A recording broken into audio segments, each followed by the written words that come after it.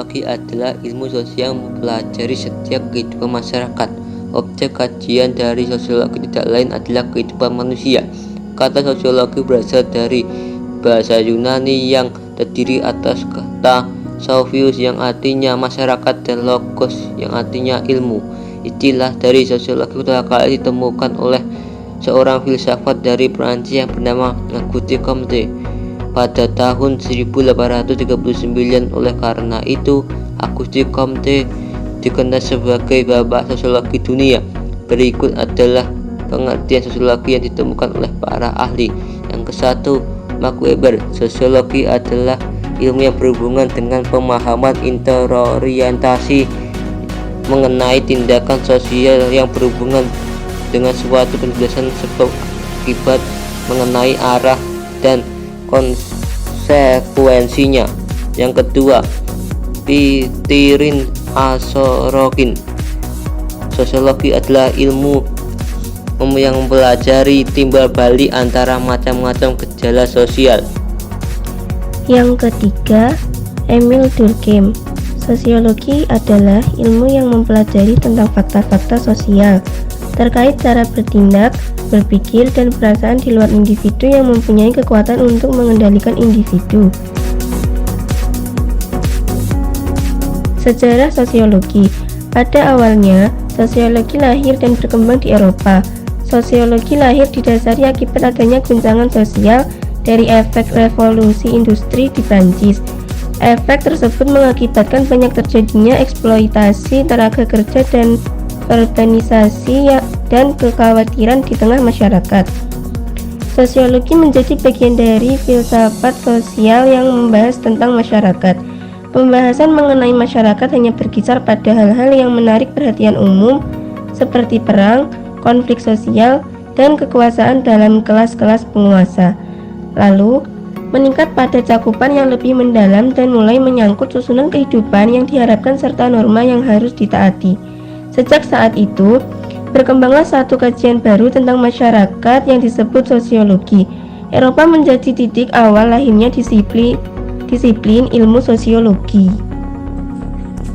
Ilmu sosiologi kemudian lahir dan tampil sebagai pisau analisis untuk membedah persoalan tersebut. Menurut Berger dan Berger, sosiologi berkembang menjadi ilmu yang berdiri sendiri karena adanya ancaman terhadap tatanan sosial yang sebelumnya dianggap benar.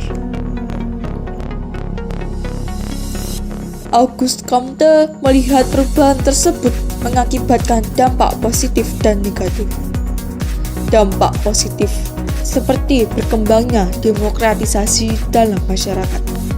Sedangkan dampak negatifnya adalah terjadinya konflik antar kelas. Comte memberi contoh pada keadaan masyarakat Prancis pada abad ke-19.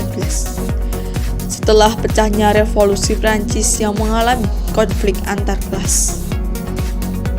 Hal itu terjadi karena masyarakat tidak mengetahui cara mengatasi perubahan akibat revolusi dan hukum yang digunakan untuk mengatur tatanan sosial masyarakat. Contoh lain yang disebut Comte adalah bahwa revolusi industri di Inggris telah menyebabkan perkembangan ekonomi tidak merata antara pusat dan daerah. Kesejahteraan masyarakat di pusat industri meningkat, sedangkan mereka yang jauh di daerah tetap dalam kondisi kekurangan. Comte pun berpikir bagaimana kesenjangan tersebut dapat diminimalisir dan diadakan. Oleh karena itu, Comte sampai pada pemikiran bahwa semua penelitian tentang masyarakat dijadikan ilmu yang berdiri sendiri, agar perkembangan yang ada dapat diarahkan menuju hal yang lebih baik. Istilah sosiologi pertama kali dipakai Comte dalam bukunya Positive Philosophy yang terbit pada 1838. Dalam buku tersebut, Comte menyebut bahwa ilmu yang bertugas mempelajari perkembangan masyarakat dan dampak yang ditimbulkan oleh perubahan sosial adalah sosiologi. Istilah sosiologi kemudian dipopulerkan oleh Herbert Spencer dalam bukunya Principles of Sociology. Sosiologi kemudian berkembang menjadi sebuah ilmu setelah Emile Durkheim mengembangkan metodologi sosiologi melalui bukunya Rules of Sociology Method yang kemudian berkembang pesat di dunia, termasuk di Indonesia setelah buku Herbert Spencer terbit. Berikut beberapa tokoh sosiologi. 1. Auguste Comte. 2. Herbert Spencer. 3. Emile Durkheim. 4. Peter L. Berger. 5. Max Weber.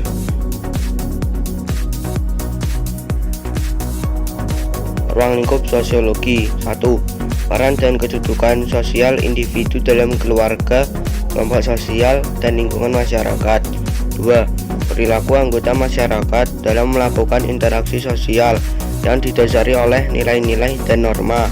3. Masyarakat dan kebudayaan daerahnya sebagai submasyarakat nasional Indonesia. 4. Perubahan dan masalah-masalah sosial yang ditemui dalam kehidupan sehari-hari berlangsung secara terus-menerus. Hal tersebut dapat disebabkan oleh faktor internal dan eksternal. Ciri-ciri sosiologi. Adapun ciri-ciri dan karakteristik sosiologi sebagai ilmu pengetahuan antara lain: A. Sosiologi bersifat empiris. Sosiologi didapat dari sebuah penelitian dan observasi berdasarkan kenyataan yang dapat diuji secara ilmiah. Artinya, sosiologi tidak bersifat spekulatif atau mengira-ngira suatu kebenaran. B. Sosiologi bersifat teoritis atau abstraksi. Sosiologi adalah ilmu yang dibangun menjadi sebuah teori, kemudian disusun secara logis yang bertujuan untuk mencari sebab akibat dari suatu fenomena sosial di masyarakat. C. Sosiologi bersifat kumulatif. Sosiologi disusun berdasarkan teori-teori yang sudah ada sebelumnya. Sosiologi bersifat dinamis yang berkembang dari teori yang sudah ada. Teori tersebut kemudian akan dikritis, diperbaiki agar bisa lebih relevan sesuai dengan adanya perkembangan zaman. D. Sosiologi bersifat nonetis. Sosiologi mempersoalkan sebuah fakta yang terjadi di masyarakat, bukan terkait tentang baik atau buruknya suatu fakta tersebut.